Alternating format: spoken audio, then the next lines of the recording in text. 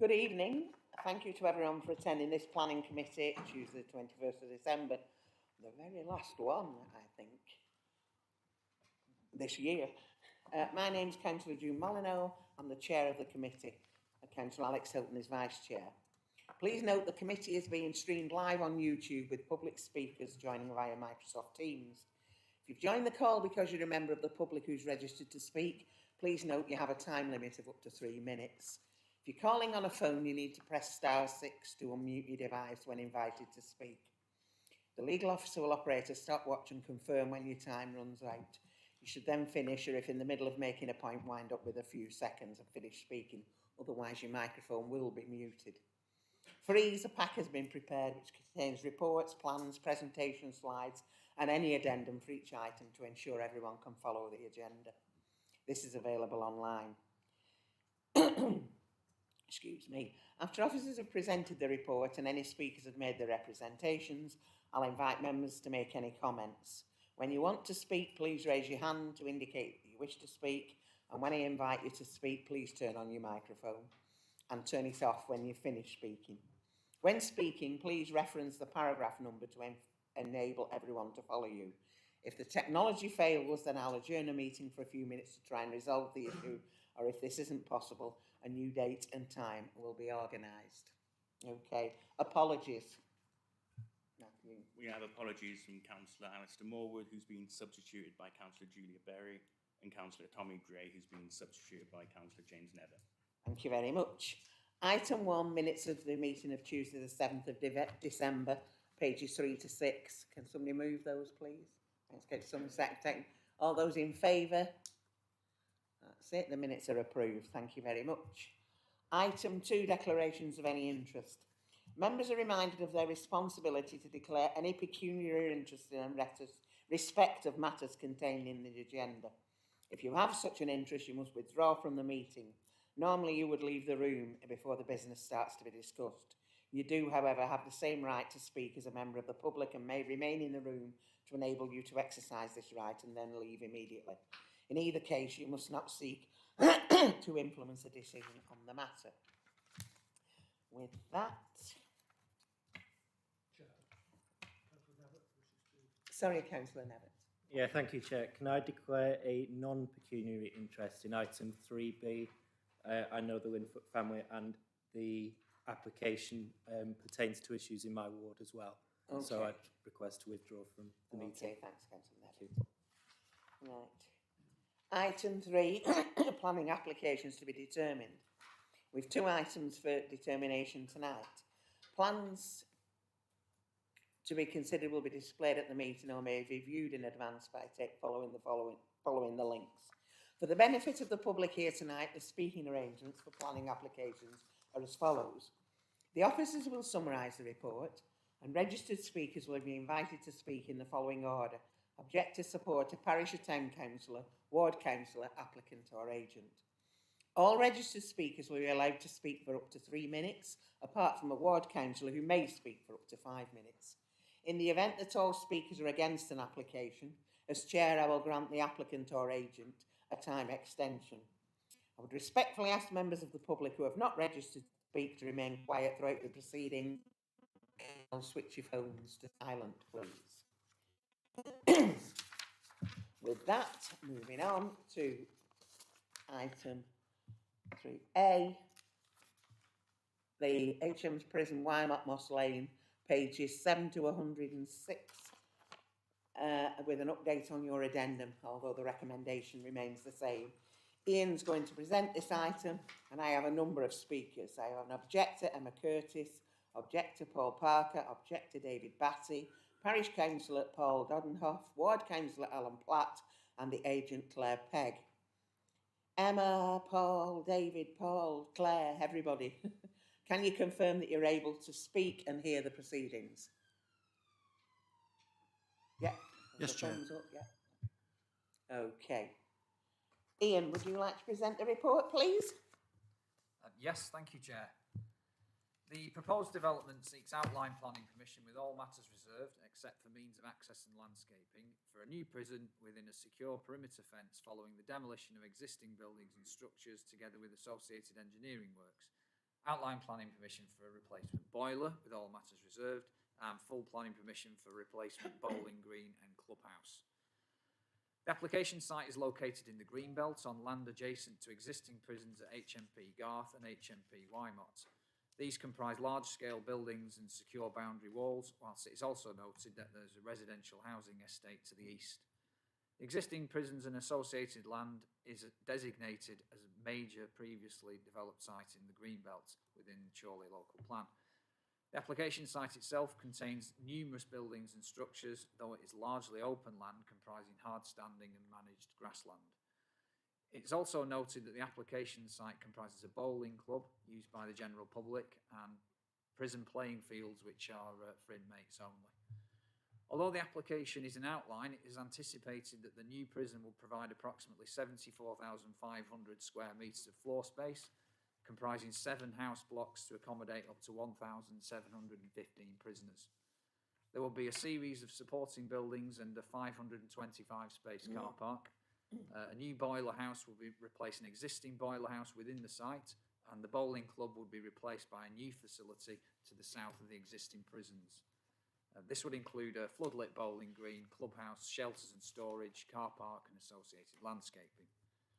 A specific case for the proposed development and a number of benefits have been put forward by the applicant in support of the development and in consideration of the very special circumstances that may be required to outweigh any harm to the Greenbelt and exceptional reasons necessary to justify larger scale development in other places as set out by Policy 1 of the Central Lancashire Core Strategy.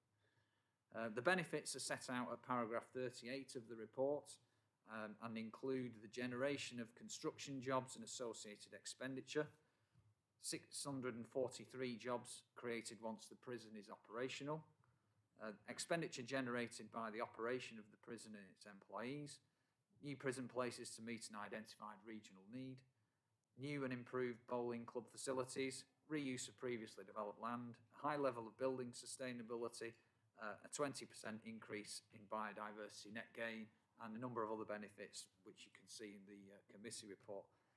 Aside from these benefits, the applicant makes a specific case for the proposed development on this particular site. This is set out at paragraphs 39 to 61 of the committee report, and it's made on the basis that there's a national need for new prison places, some of which are required in the northwest, and there are no viable or deliverable alternatives to the application site in the northwest region.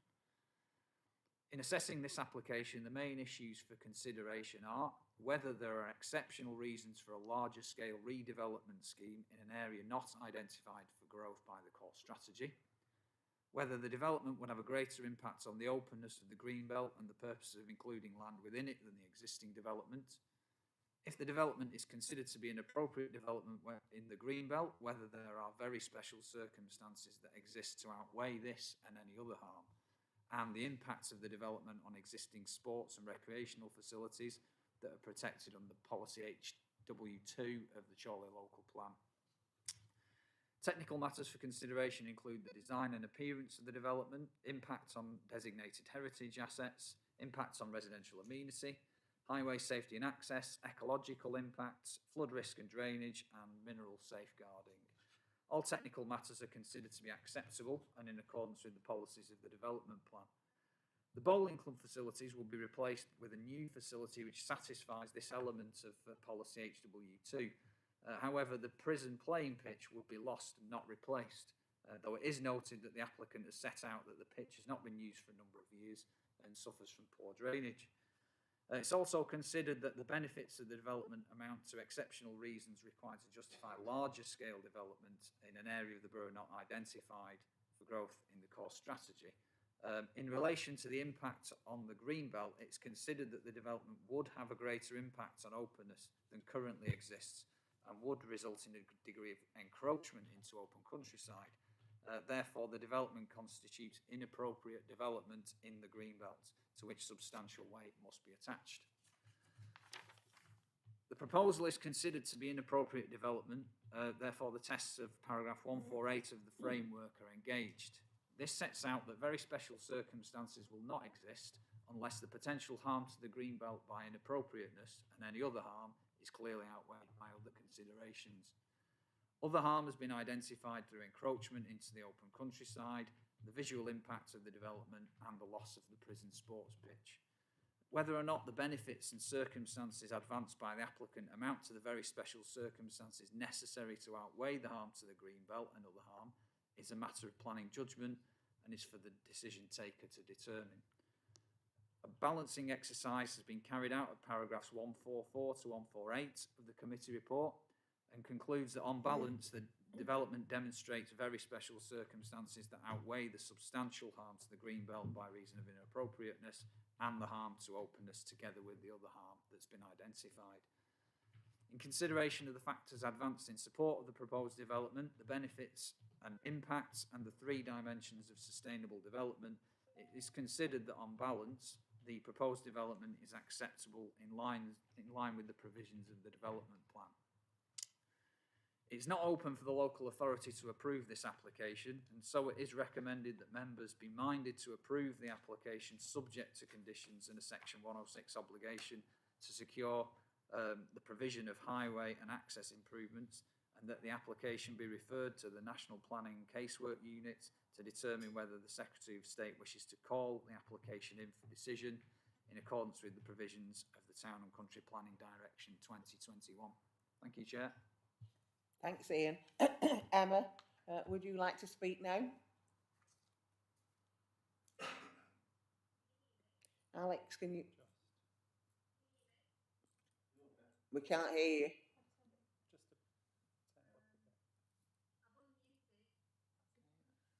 Faintly. That's better, yes.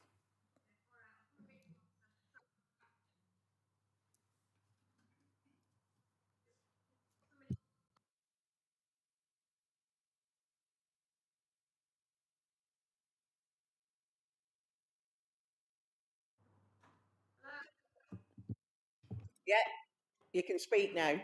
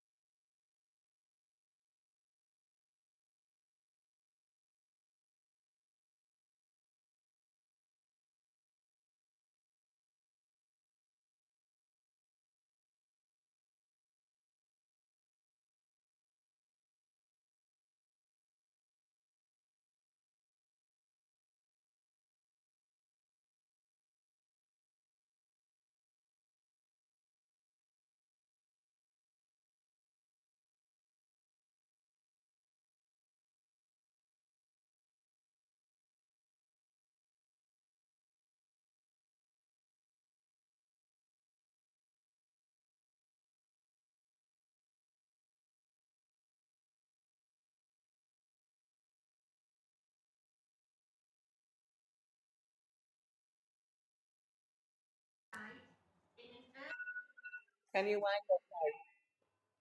With better transport networks and less of an impact on our environment. Thank you. Thank you. Okay, Paul, would you like to speak now?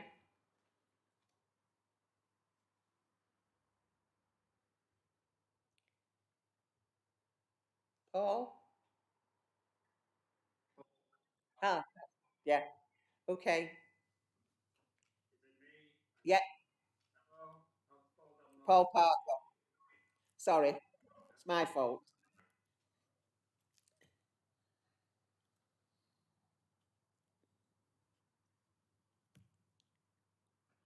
Have we Paul Parker there?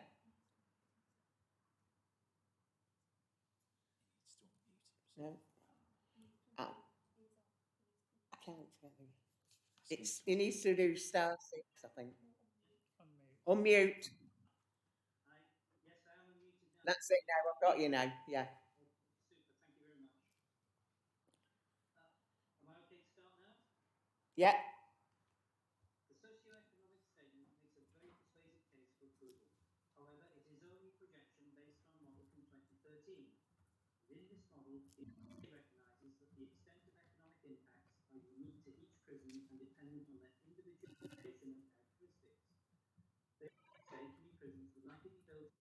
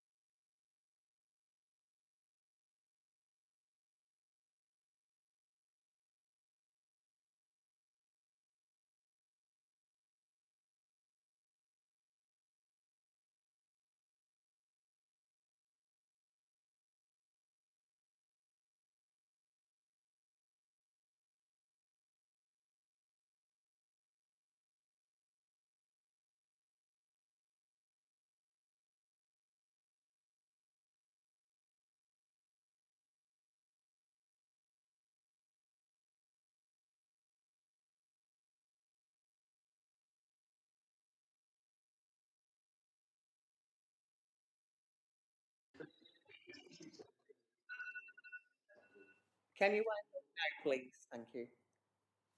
Thank you. David, would you like to speak now, please?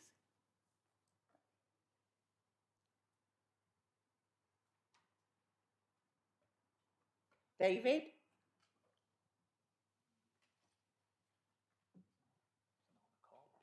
Not there. Not there. No, there. No, there. Not there. Not on the call. Not on the call. Oh, okay.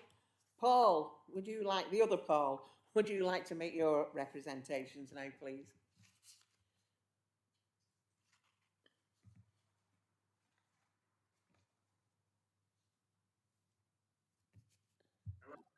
Yes, got you. Yeah, okay, yeah. The parish council calls upon the committee to reject the application in full. The development were in the green belt and the applicant has already failed to demonstrate that very special circumstances apply. The development also allowed to show its local development plan and its green agenda. Residents have not been consulted about the mitigation measures negotiated between LCC and the MOJ, while proposals suggested by LCC have not even been offered by the applicant. The proper law and traffic calming measures upon Walton Lane South have been requested by law since the start was opened in 1988 and is still.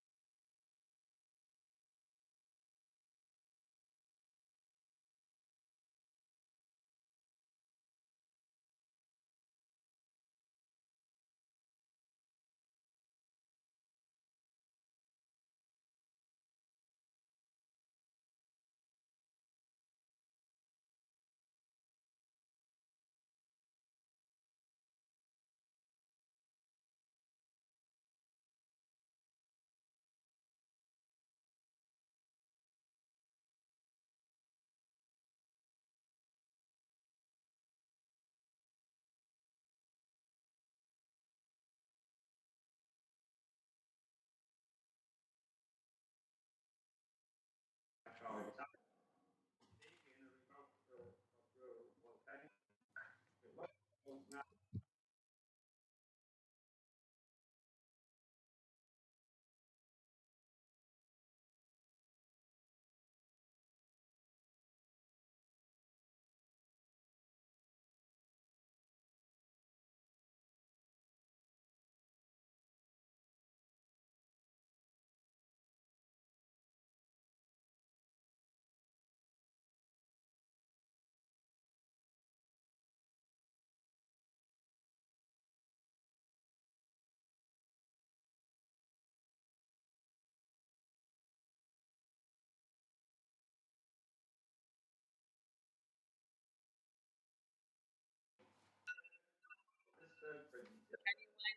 please.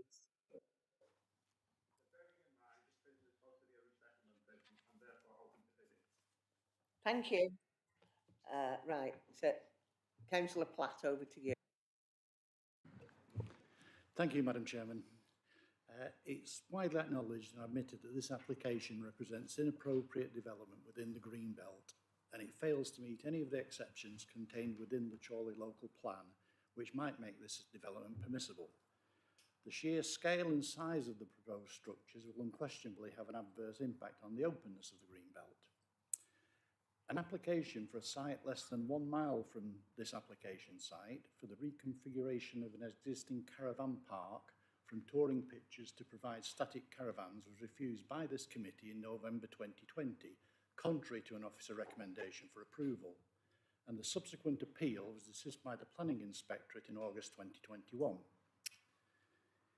If a change from the type of caravan on a site is held to have an unacceptable adverse impact on the openness of the green belt, it's difficult to imagine an application for a multi-storey building and surrounding security wall could be in any way acceptable. The local road network is totally inadequate for traffic associated with the construction process, as is demonstrated by the imposition of a 7.5-tonne weight limit on Walton Lane, which is, to all intents and purposes, an unlit country lane, as anyone who's ever used it will confirm. Data submitted from traffic counts within the application will be rendered useless by new major housing developments in relatively close proximity to the application site. The additional traffic generated both during construction and once the prison becomes operational will impact on roads in a number of villages in the area. And there is also the potential for a large number of HGVs generated from the sand quarry in Exton, which appears to have been ignored in the proposals, just over 2 miles from the application site, adding to the considerable numbers using the local road network. The close proximity of a security fence to residential properties obviously adversely impacts on the amenity of neighbouring properties.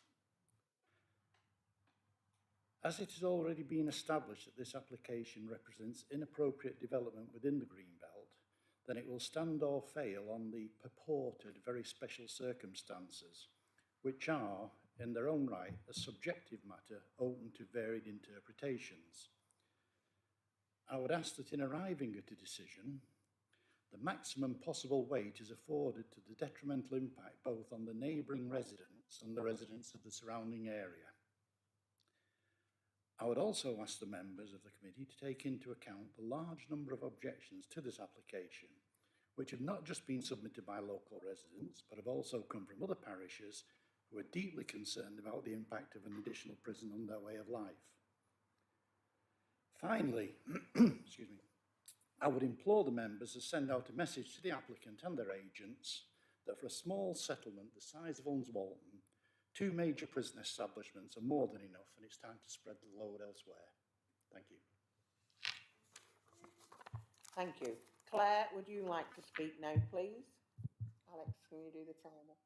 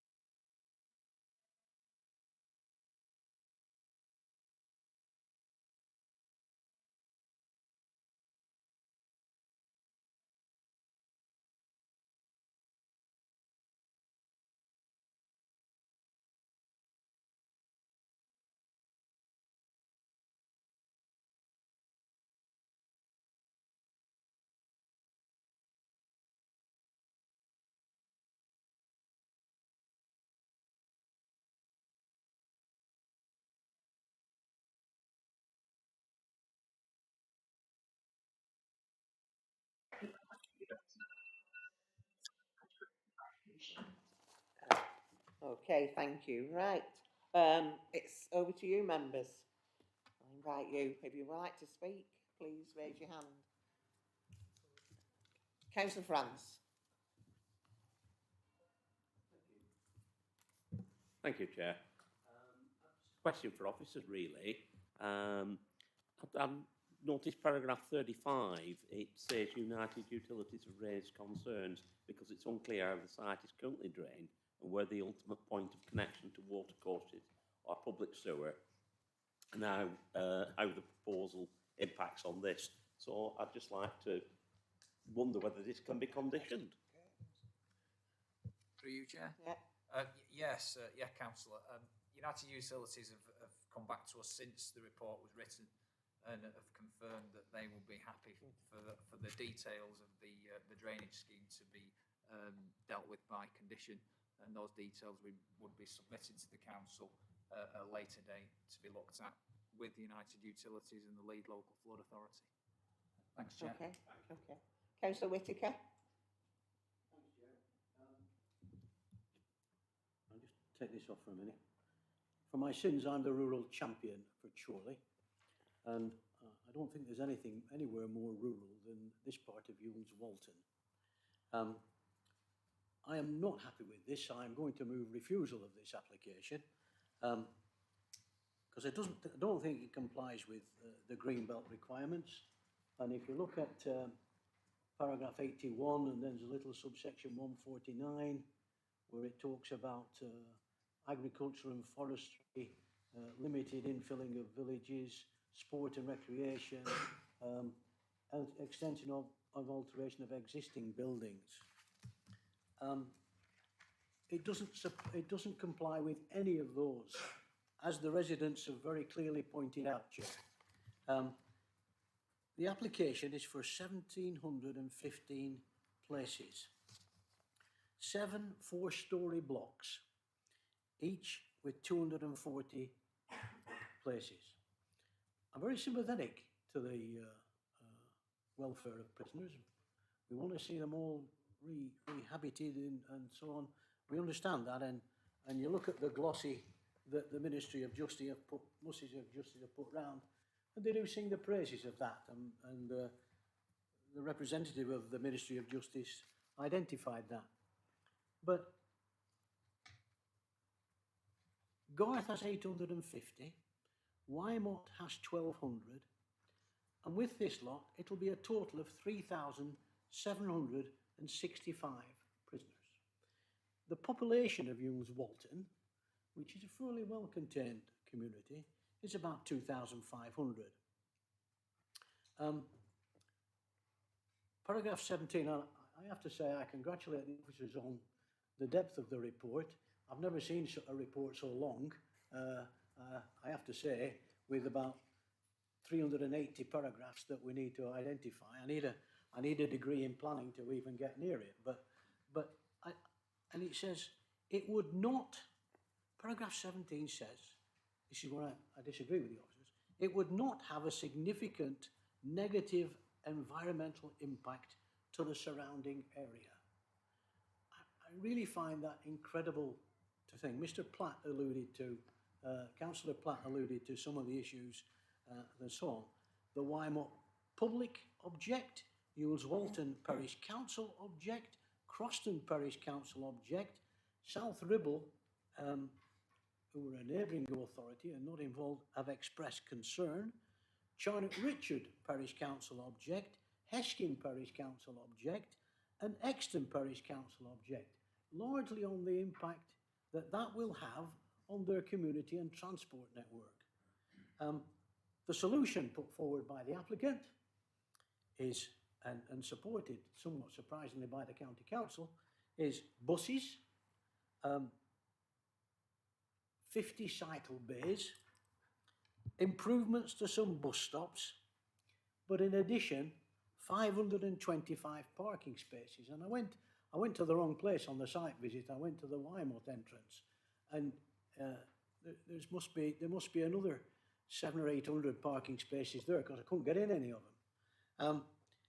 It talks about jobs, certainly in construction, big job, big construction. But 643, as the applicant refers, 590 will reside locally. Where? How did they get there? On a bus service that runs once an hour? Or on the by car, of course. They won't go on the bus. They can't go on the bike. You know, from September to March, they're going to go on Walton Lane. Those of us that know Walton Lane, with the junction of that, no, there's hardly any pavement on the road anyway. And it's just ridiculous. It talks about, the applicant talks about the right location. And the government announced 10,000 places, prisoners' places. 3,500, it says in one of the reports, are going to be made by expanding existing facilities. 6,500 are going to be new. And 1,700 of them, about 35%, are going to be in Walton. That's nationally. That's nationally. They've looked everywhere. They've looked in the north, in the southeast. They've looked in Yorkshire. They've looked in the northeast. And they've come to the conclusion that this would be the best value in the region. Well, it might be the best value for the Ministry of Justice, but it's not the best value for this community in Chorley. It talks about, that we talk about the green belt. And when I have to say, I'm glad the officer from LCC is here for the highways. I'm very disappointed with some of the suggestions. They're going to do £100,000 a year to subsidise some bus services for 5 years. What happens after that? There are going to be some improvements to Walton Lane and Southport Road, and I've just picked up tonight they're going to do some other bits of things along the 591 through Exton, where Exton Parish Council, which is a far away with this, but they have issues already with traffic and disruption there.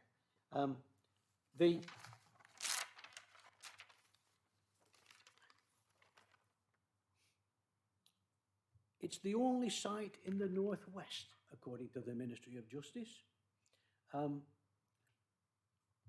Paragraph 391 refers to, and Ian referred to, Bishop, the matter being on balance.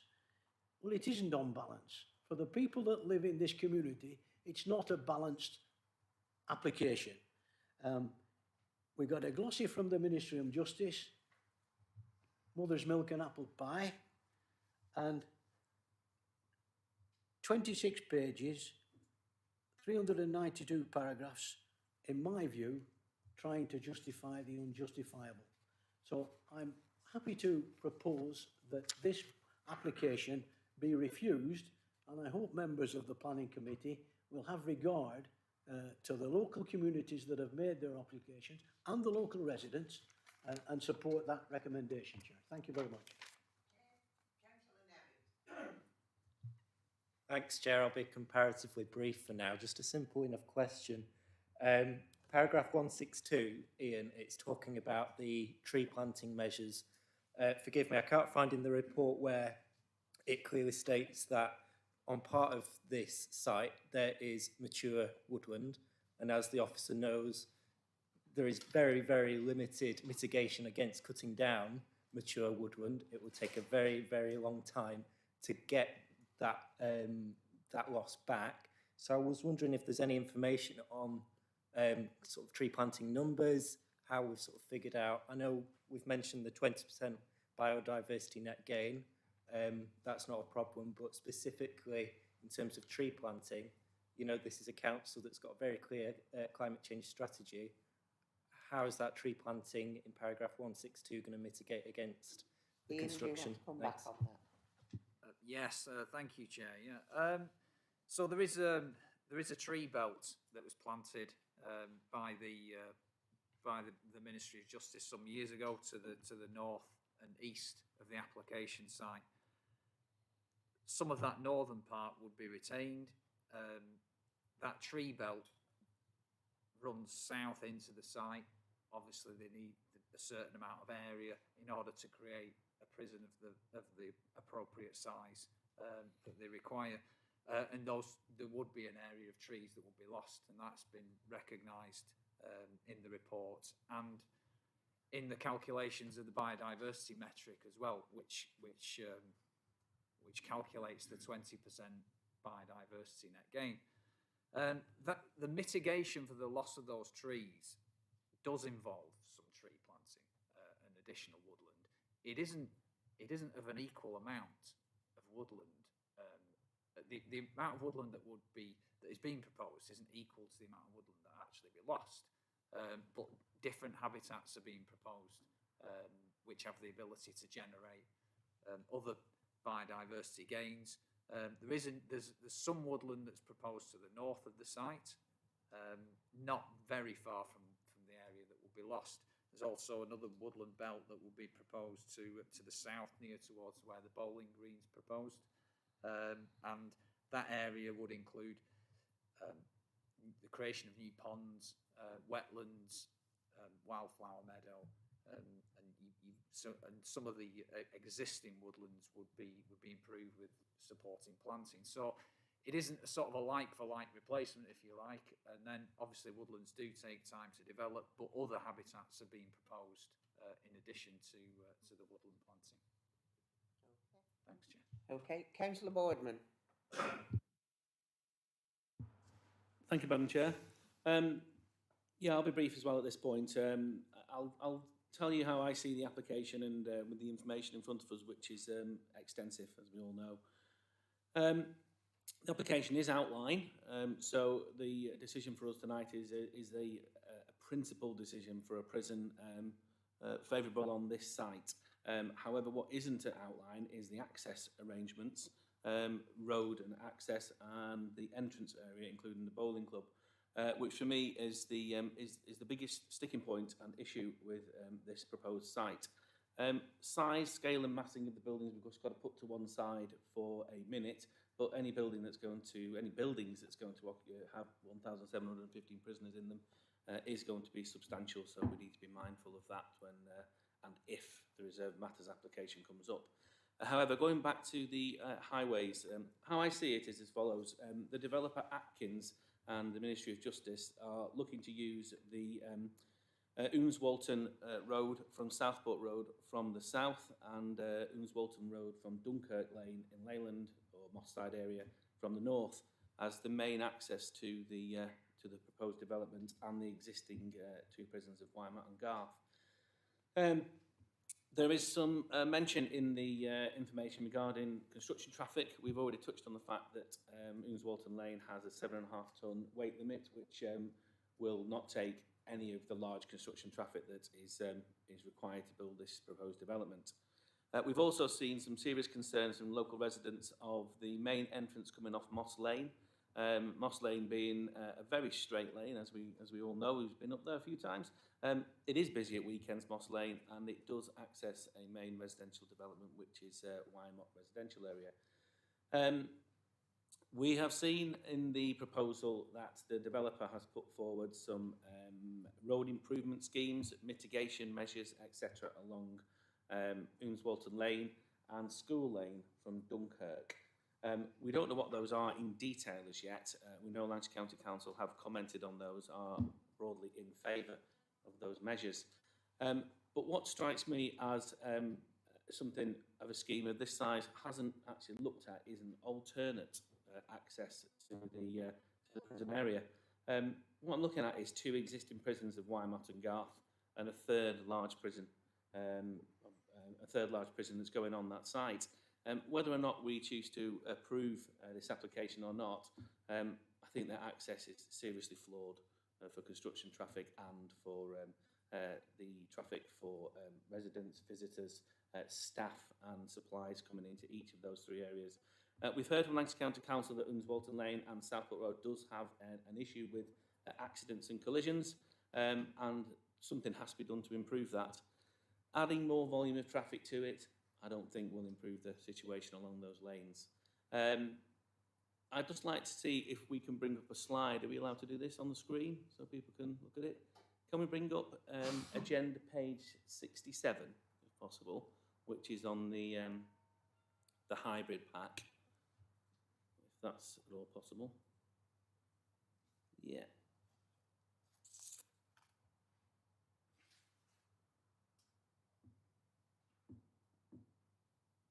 Perfect, yeah. If you can enlarge the map for us, which is the application site, which is the second page down. The aerial photo. Yeah, you can start that.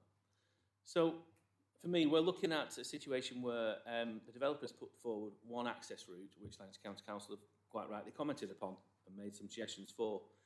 However, if you look at the site in detail, I know it's not very good at that, but where the yellow arrow is the development site.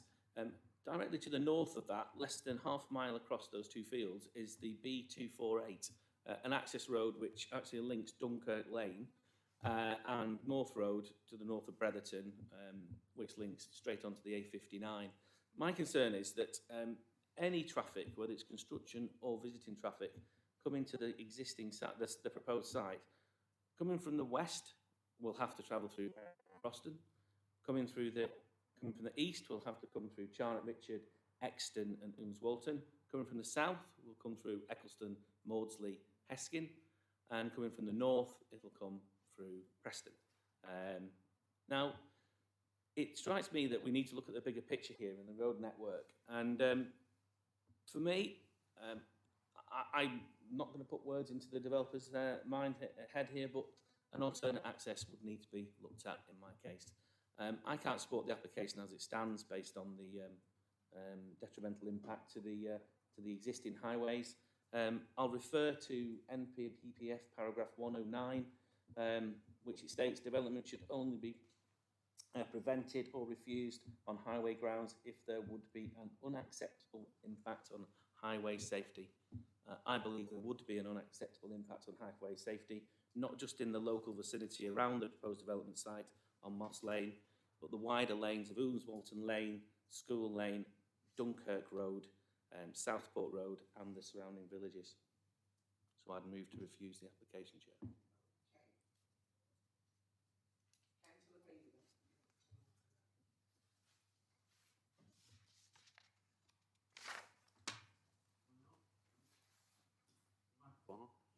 Right, so, thank you, Chair. I agree with all the concerns that have been said tonight, but I'd just like to draw attention to the beginning of the evening when Ian mentioned in his first opening statement that it's inappropriate development in the Greenbelt and no special circumstances have been put forward. There we go. So we've sat here for a long time, justifiably so, it's very important. And I can't believe for 1 second that there is not a better site in this area. Now, I don't know if it's for sale, but where IKEA was going to go at the end of the M65 would be an absolutely perfect situation. Don't know if it's for sale. I'm very concerned about this. Thank you, Chair. Councillor Hilton. Thank you, Chair. I'd just like to thank the officers for an incredibly comprehensive report. So well done to you there. In terms of the highways issues, I think LCC are the purported highways experts, and they've already said that they're happy with this. So I think we're going to be struggling to argue anything there. For me, it's about the green belt, and to be frank, building a big prison is going to affect the openness of the green belt and therefore is inappropriate development. So the balance here is whether these circumstances are very special and they need to be clearly defined. The report sets out the need for a new prison in the region quite clearly, and it also cites some important economic benefits, 643 new jobs, for instance. So the report is balanced, and I think it is very finely balanced, and I think members need to make a decision and draw their own conclusion as to whether the case put forward tips the balance towards favour of the development here or not. But I think the only argument here really would be Greenbelt, and it's that balance, and it just depends what weight members put on that. So I'd urge you to make your decisions very carefully on that. Thank you, Chair. Okay, anybody else wish to make a comment? Councillor Heaton. Thank you, Chair.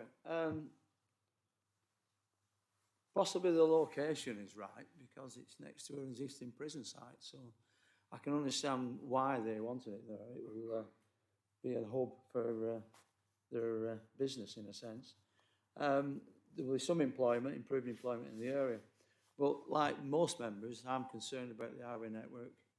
I don't feel it's adequate for the amount of, especially construction traffic that's going through.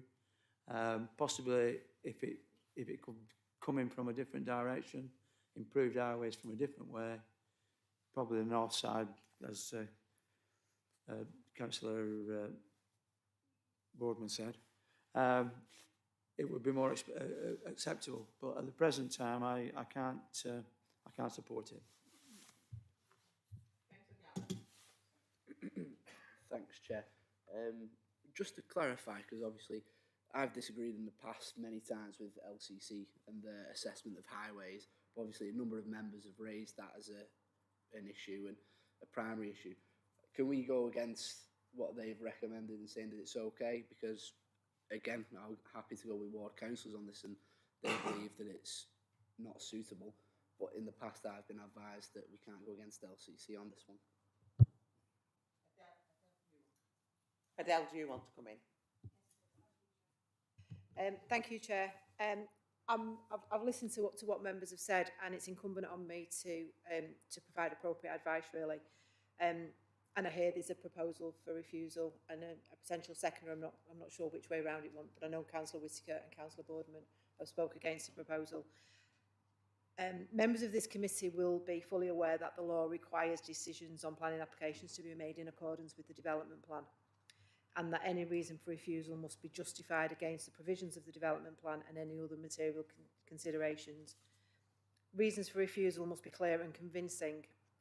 Planning committees can make a decision that is contrary to the officer recommendation, and in this case, from what I've heard and from what Councillor Gabbard has just mentioned, there appears to me to be two main areas of difference from the officer reports. The first is in respect of the assessment that has been made for the technical matters against the provisions of the development plan, and the second, and these are in no particular order, is about the different weight to be ascribed to the material considerations and the very special circumstances that have been advanced in support of the application by the applicant.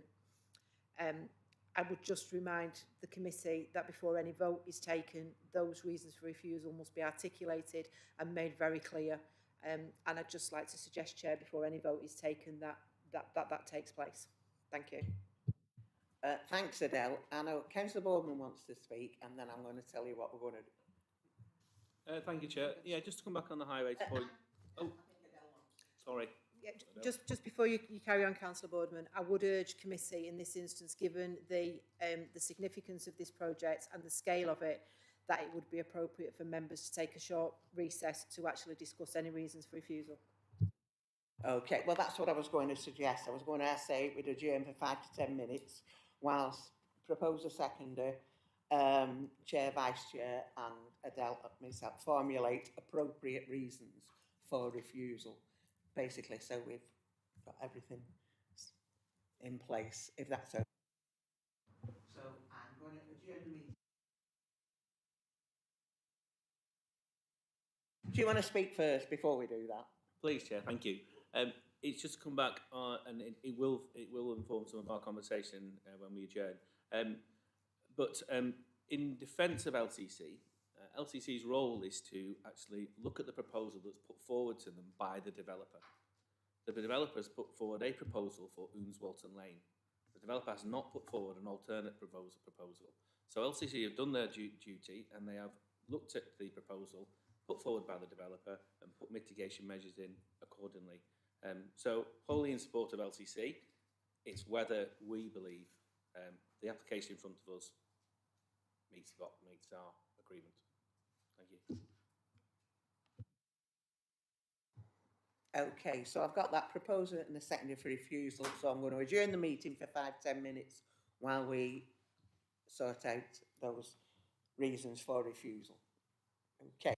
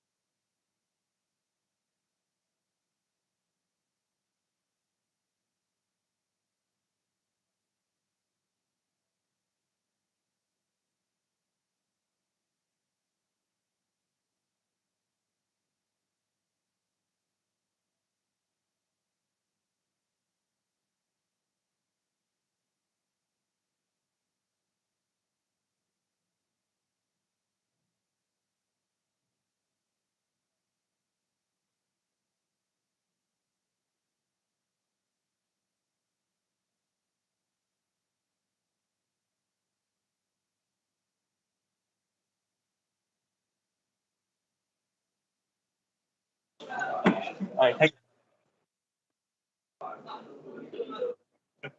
padlock off. Test.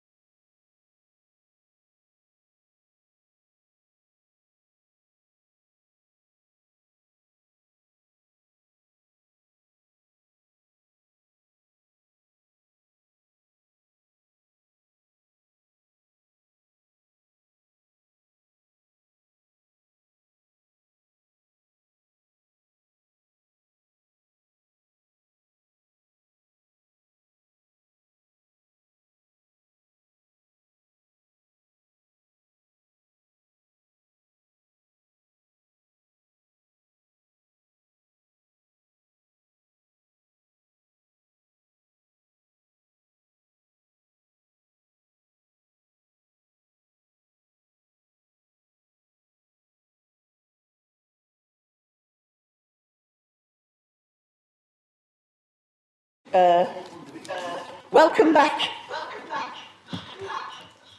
Oh, there's a time delay. Before we move on, we've had a proposer and a seconder for refusal, but do we have any alternative recommendations?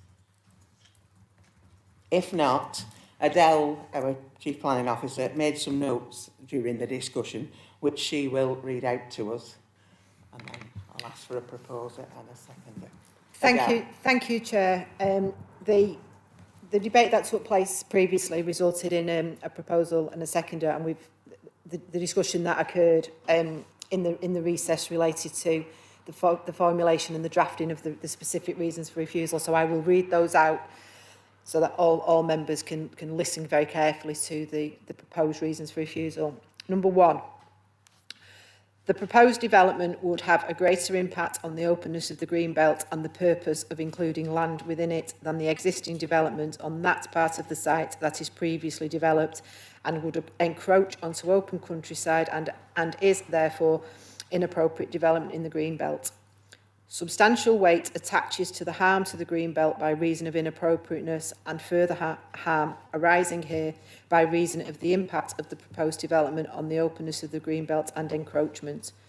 The benefits associated with the proposed development would not clearly outweigh the resulting harm and therefore do not constitute individually or cumulatively very special circumstances required if inappropriate development is to be approved in the green belt in accordance with paragraph 148 of the National Planning Policy Framework. Reason number 2. The proposed development would have an unacceptable impact on highway safety by virtue of the increased traffic movements and inadequate highway infrastructure, contrary to paragraph 109 of the National Planning Policy Framework and policy BNE 1 of the Chorley Local Plan 2012 to 2026. Reason number 3. The potential noise nuisance and disturbance associated with the vehicular traffic movements that would be generated throughout the use of the development would result in a harmful impact on the amenity of residents in the locality, contrary to policy BNE 1 of the Chorley Local Plan 2012 to 2026. Thank you, Chair. Thank you. Councillor Whittaker. I propose the refusal on the basis that Adele has mentioned, Chair. Thank you. Councillor Boardman. Thank you, Chair. Yes, I second the refusal based on the 3 points clearly put by Adele. So I will now move to the vote. So if you're all those in favour of refusal, please vote.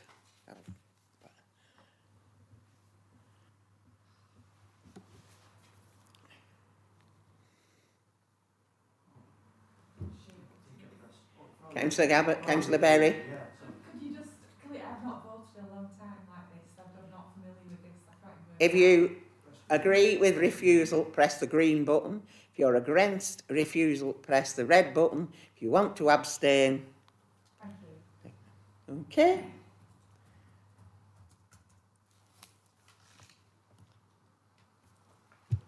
Thank you, Chair. Members have voted to refuse the application for the reasons proposed by Councillor Whittaker.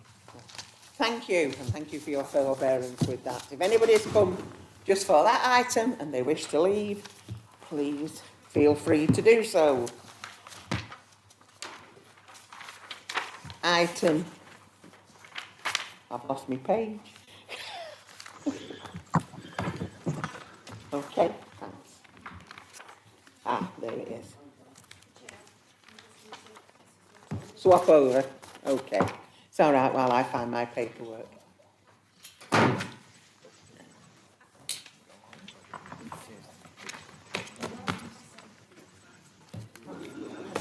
While we're doing that, we're going to be moving on to item 3B, Heath, Paddock, Leyland, Heath, Charnock, pages 107 to 138, with an update on your addendum. Ian's going to present this item, and I have a number of registered speakers: the objector, Paul Sedgwick, supporter, Jason Smalley, the ward councillor, Councillor Khan, and the applicant, Michael Linfoot. Paul, Jason, Michael, can you all hear and speak? Yeah, I can hear you, Michael. Yeah. Yeah, I can hear you. Yes. Yeah, excellent. Thank you. Okay, with that, over to you, Ian. Thank you, Chair. This application seeks permanent consent for the use of the land for a residential gypsy and traveller site involving the siting of 2 mobile homes and 5 touring caravans and the retention of a utility block and access. The application also seeks consent for a relaxation of a condition of an earlier planning permission restricting the carrying out of business uses on the site. The site's located in the Greenbelt and has an extensive planning history, culminating in consents being granted, temporary consents being granted for the use of the land for a residential gypsy and traveller site in 2013, 2015 and 2018. On each occasion, it was considered that very special circumstances could be demonstrated on the basis of temporary permission linked to the delivery of an allocated gypsy and traveller site that would overcome the harm to the Greenbelt. A site has been allocated in the local plan at Cowling Farm. However, it has not yet been delivered, and therefore the situation and circumstances remain the same as those which were material at the time of the previous planning applications in 2015 and 2018. Chorley Council's Director of Commercial Services has confirmed the intention to deliver the gypsy and traveller site at Cowling and has confirmed the timescale for its delivery. It is therefore considered that the needs of the Linfoot family as a settled gypsy and traveller group within the borough, the identified need for gypsy and traveller pitches in Chorley, and the lack of an alternative gypsy and traveller site in the borough provide very special circumstances to support a further temporary consent, on balance, that outweighs the harm to the Greenbelt and any other harm. As the temporary period must reflect a material consideration, any time period must be linked to the delivery of the Cowling Farm site, for which a delivery programme has been produced by the council, which evidences a need for a 3-year consent. It's considered that the use of the site for commercial activity will be harmful to the amenity of neighbouring residents, and as such a relaxation of this condition is not considered to be acceptable. All issues are covered in detail within the committee report and on the addendum, and it is recommended that planning permission be granted for a temporary period of approximately 3 years, subject to conditions set out in the addendum. Thank you, Chair. Thanks, Ian. Paul, would you like to speak now? Yes, indeed. Thank you, Chair. I represent the large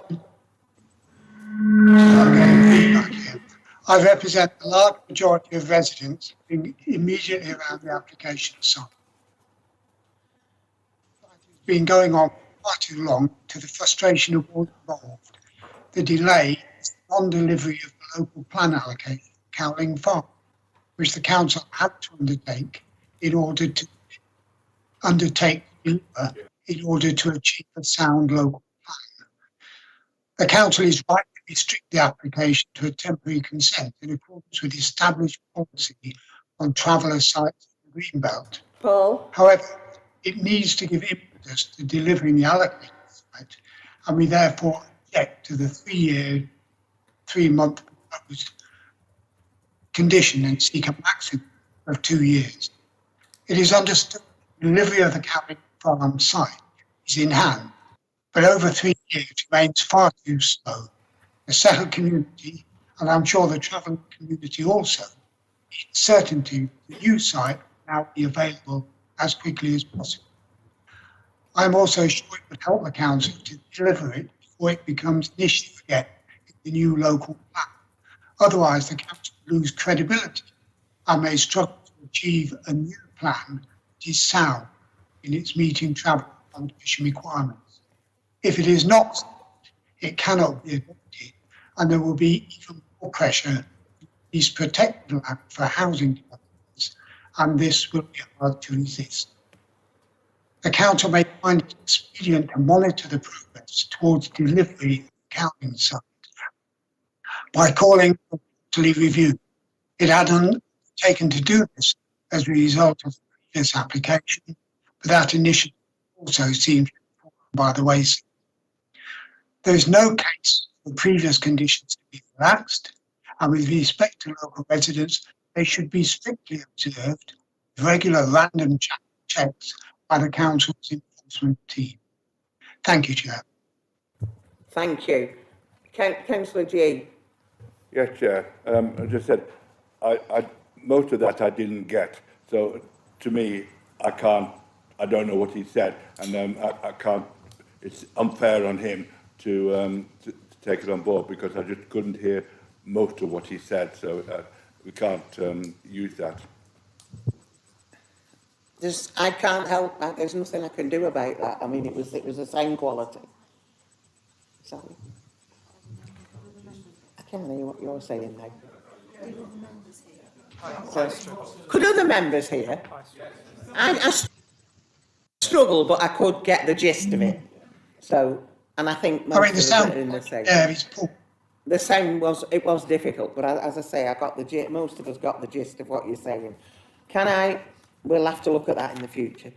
Jason, would you like to speak now? Thank you, Chair. Thank you for allowing me to speak. I'm Jason Chorley, and I've lived on Leyland for almost 50 years now. Our home is just up the lane from Heath Paddock. They are our next door but one neighbours. I'd like to mention that contrary to previous allegations of the non-integration of the limpets and birds with the residents of the immediate area, in actual fact, none of the 19 residents of Leyland who don't live on the estate oppose the application. In fact, many of these residents, all of whom drive past the entrance every time they leave home, are fully in support, which I think is a great testament to the integration achieved by the gypsy travel community of Heath Paddock. When the wider community is taken into consideration, support for their application deepens and overwhelms those in opposition. On balance, bearing this in mind, I struggle to see the sense of spending perhaps over £1 million on developing a different site when the one at Hutt Lane is perfectly suited to the needs of the local plan. Should this new development go ahead, there will be lots of local opposition in the Curling Farm area due to concerns about the impact a council-run gypsy site could have in the area. It's now over 5.5 years since the local plan was adopted, and we're still no nearer to the development of the Curling Farm site. Yet this plan is being used as an excuse to keep giving no more than temporary permission to these families, keeping them in limbo into the future when a ready solution is easily available, which has no more than a small core of opposers who reside on Old Stoneheath Court housing estate. I acknowledge the site is on Greenbelt land, but this is something that can be changed, and in truth, perhaps this tiny personal plan should never have been designated as Greenbelt in the first place, because it was used for vehicle and material storage during the construction of the M61. It was actually owned fence from the motorway into the 1980s. It was covered in hard stamp, and it had a brick and mortar building that related to the motorway construction. It was also used as an ancillary car park for Charnock Hospital before its closure. Photographic evidence exists of this prior use. In any case, sandwiched between the M61, a motorway flyover, and a modern housing estate, no one can really claim that the site detracts substantially from the openness of the area or harm visual amenity. Without Heath Paddock, the council does not have the 5-year supply of deliverable sites for gypsy travellers as required by the local plan. As government policy states that it's rarely justifiable to grant even a second temporary permission, there are surely no grounds to continue this escalation of temporary permissions. For in all, when the delivery of Curling Farm is still stalled and without a true concrete delivery date, the only way forward is to end some uncertainty for these families and let them finally have a base amongst the community they've worked so hard to become a part of, to grant them a permanent permission. Thank you, councillors. Councillor Khan. We should be able to hear you really clearly. Thank you. Thank you, Chair, and good evening to the members. I'm here tonight speaking on behalf of the overwhelming majority of residents living adjacent to the Hutt Lane site. These residents remain totally opposed to the planning application for permanent residents of this Greenbelt site. Residents have acknowledged that planning officers have advised a temporary permission for 3 years and 3 months. However, comments have been respectfully put forward that the Development Committee approved permission for only a very minimum period. In order to implement a gypsy and traveller site at Cowling, which residents believe should be a maximum of 2 years, keeping with strict limitations on the named people, number of caravans sited, vehicle numbers, and absolutely zero commercial use. Over the past 12 years since the initiation of this planning proposal, residents report that multiple conditions have been disregarded by the applicant. Furthermore, other concerns around the compliance of this planning application have also been identified by residents. These are as follows. Firstly, the site is in Greenbelt, and as recorded in the planning report, the development is inappropriate and by definition harmful. Secondly, in planning terms, the location is unsustainable. The limited size of the site in relation to the current volume of vehicles, some of which are commercial vehicles, park here and overcrowd the site. Thirdly, the site has been used for commercial activity, whereby large lorries visit the site to deliver commercial goods. This process has led to the destruction of grass verges near to the site. Fourthly, community integration by the applicants with a vast majority of the local residents is very poor, and on a multitude of occasions, reports have been made to the local police detailing the problems. Lastly, there are no longer any special circumstances which outweigh the Greenbelt harm, namely the children's education, which no longer exists as an issue as they are no longer of school age. The residents have patiently endured a long 12-year wait with this matter to be resolved. As a priority, they wish the Greenbelt land to remain protected, and they have demonstrated previously consistent support for the council in their commitment to deliver an official G&T site at Cowling Farm.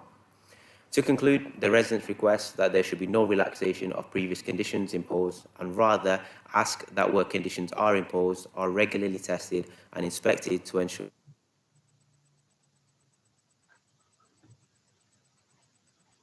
Okay. Yeah, have you finished? I've still got a little bit left. I think I'm back on now, yeah. Strictly observed with enforcement action being taken where appropriate. It would be appreciated by the residents if members and officers who are charged with the delivery of the Cowling site ensure regular progress updates and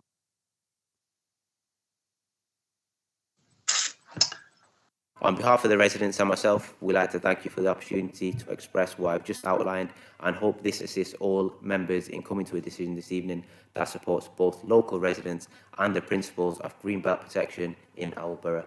Thank you, Chair. Thanks, Councillor Khan.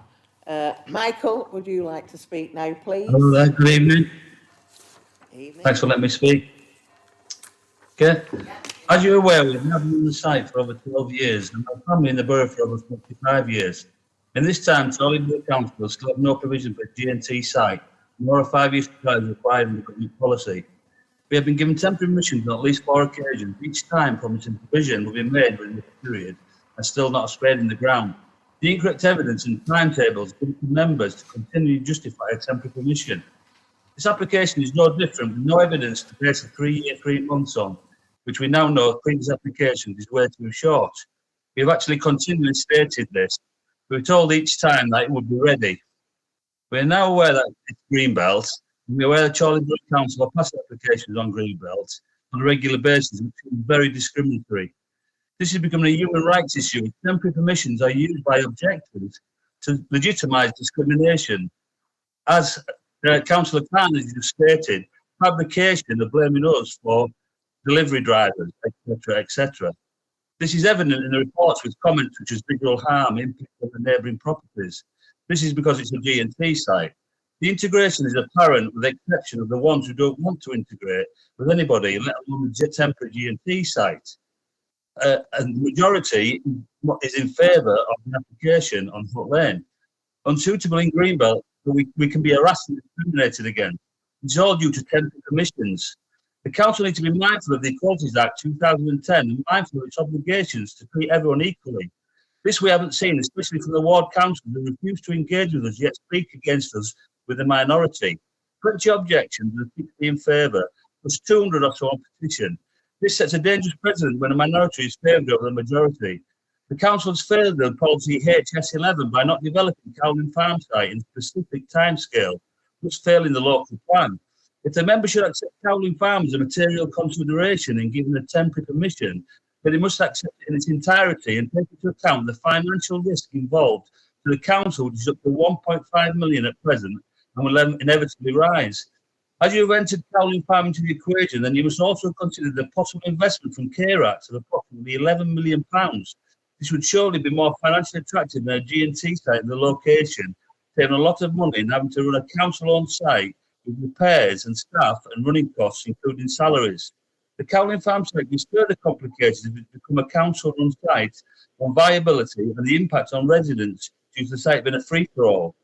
Also, we have grave concerns about our safety. If it becomes a council site, we have the evidence council officials have, but again, are not in the report submitted, and I urge the members to seek this from officials, as this is a major contributing factor in the development process.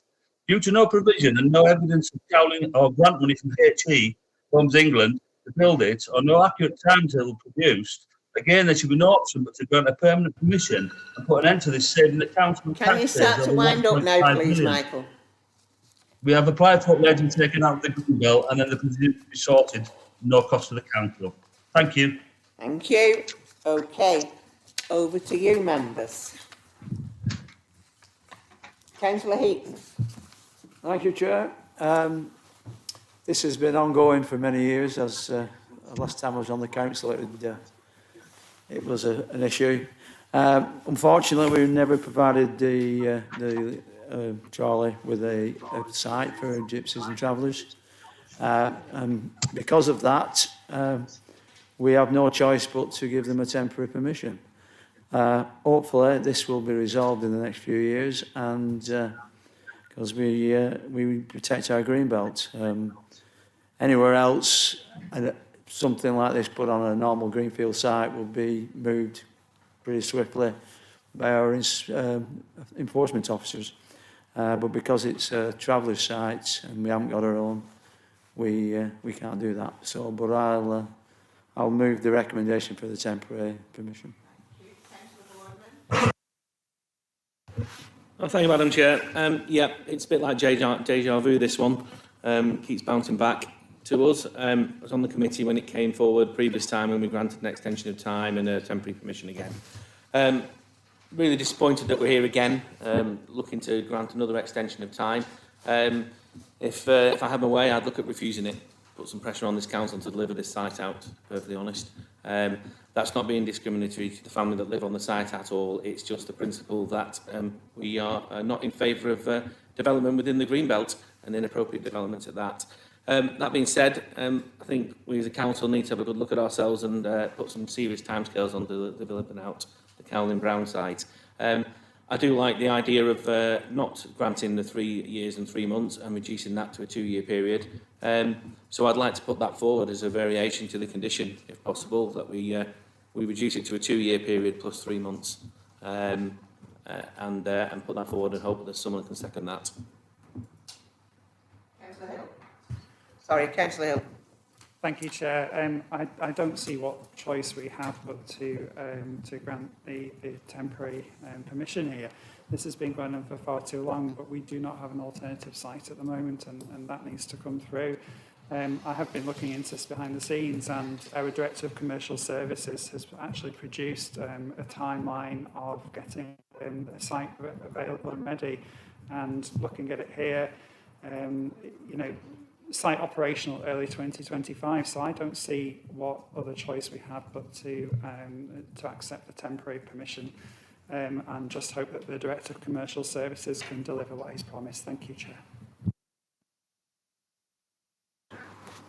Thank you, Chair. It's a very well written and balanced report by the officers, so thank you on that. Obviously, we have the GRT family members who wanted to stay there permanently, and then we have others who want the 2-year extension. I mean, looking at the Director of Commercial Services in the addendum, I think item 3B on agenda page 135, it does state, as Councillor Hillens mentioned already, the timeline that he thinks. I was going the other way to what Councillor Boardman has thought, in that there is no allowance for slippage, so I was actually going to propose to go with officer's recommendation, but for 3 years and 6 months to give us some slippage in the building phase.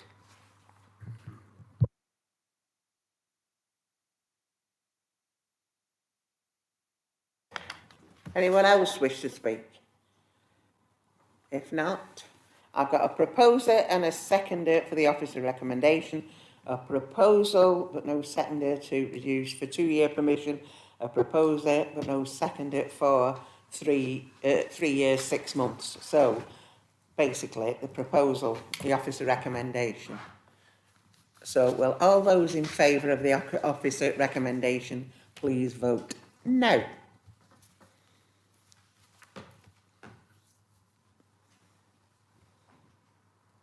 Okay. Alex. Thank you, Chair. Members have voted to approve the temporary permission for 3 years and 3 months, subject to conditions in the addendum. Okay. Thank you very much, and I think that concludes tonight's business. Thank you very much for your forbearance, and I wish you all a very happy new Christmas and a peaceful and prosperous